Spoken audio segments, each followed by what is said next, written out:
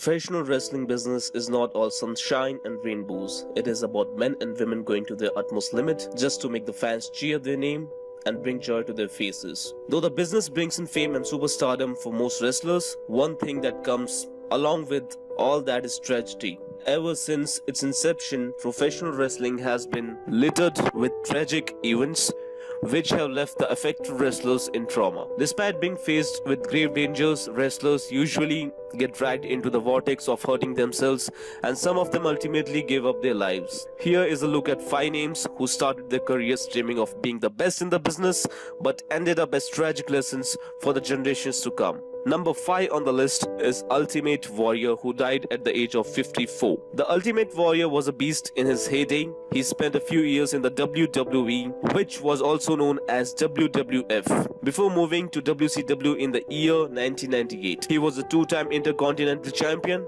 and he famously pinned Hulk Hogan in the main event at WrestleMania 6 to win his only World Heavyweight Championship, courtesy of which he was looked at as the Hulkster successor in the 90s. He retired after wrestling just thrice in the WCW, and a decade after that he wrestled one final time in Spain. The Ultimate Warrior was inducted into WWE Hall of Fame class of 2014 on the 5th of April, following which he made an appearance on the 6th at WrestleMania 30 and appeared on Raw for the first in 18 years on the 7th. But unfortunately, he died the very next day on the 8th of April 2014 as a result of a heart attack. Number 4 on the list is Test, who died at the age of 33. Fans who have been following WWE since the Attitude Era would recognize Test. Even though he wasn't a big name like some others in the list, Test was stuck in the gap between upper mid-card and a main eventer. The pushes that he had never really worked, and he was left languishing down the card despite having the skills to top the charts. Apart from WWE, Test even had spells in some independent promotions and TNA before retiring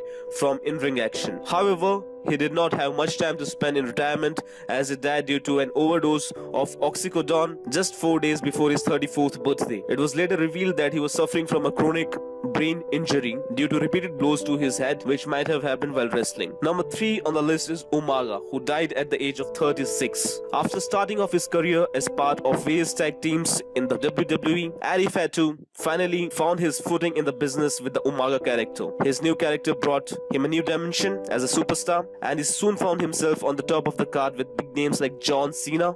He was also the focal point of the WrestleMania face-off between Donald Trump and Vince McMahon, as he was the hand-picked representative of McMahon. After that, Umaga, however, was relegated to the Intercontinental title, and he soon left the company. In 2009, Umaga was found dead, and witnesses said they saw blood coming out of his nose, and the cause of death was later revealed to be a heart attack. There were also subsequent revelations that Umaga violated many of the WWE talent wellness policies and was using several drugs, which eventually contributed to his death. Number 2 on the list is Eddie Guerrero. Before finding his way into WWE, Eddie was known to be among the pioneering wrestlers who brought technical skills into a hardcore promotion like ECW. He rose from there and went through WCW before finally ending up in Vince McMahon's yard. Eddie soon turned out to be a fan favorite there too, with both the heel and the face elements, and even went on to win the WWE title and headlined WrestleMania. Known for his incredible charisma and special in-ring skills, Guerrero had no trouble fitting into any kind of scenario. He was also known for fighting his personal demons and rising to rule of the hearts of the fans by putting together a spectacular comeback story. Unfortunately, he passed away at the age of 38 due to acute heart failure. The drug problems that he had at some point before his death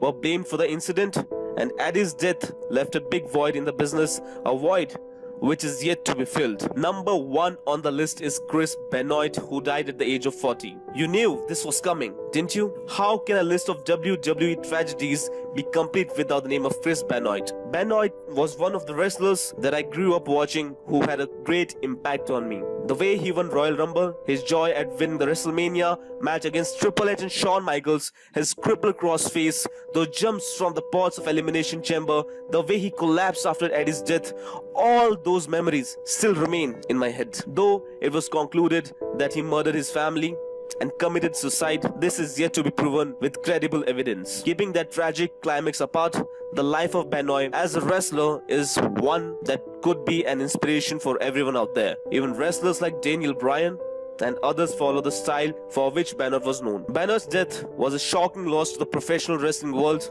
and every time his name comes up, I always imagine that WWE would have looked like if he was still on the roster. So this is for the day, guys. Hope you guys like the video. Subscribe if you want to know more about WWE. We will be uploading more videos like this. Thank you so much.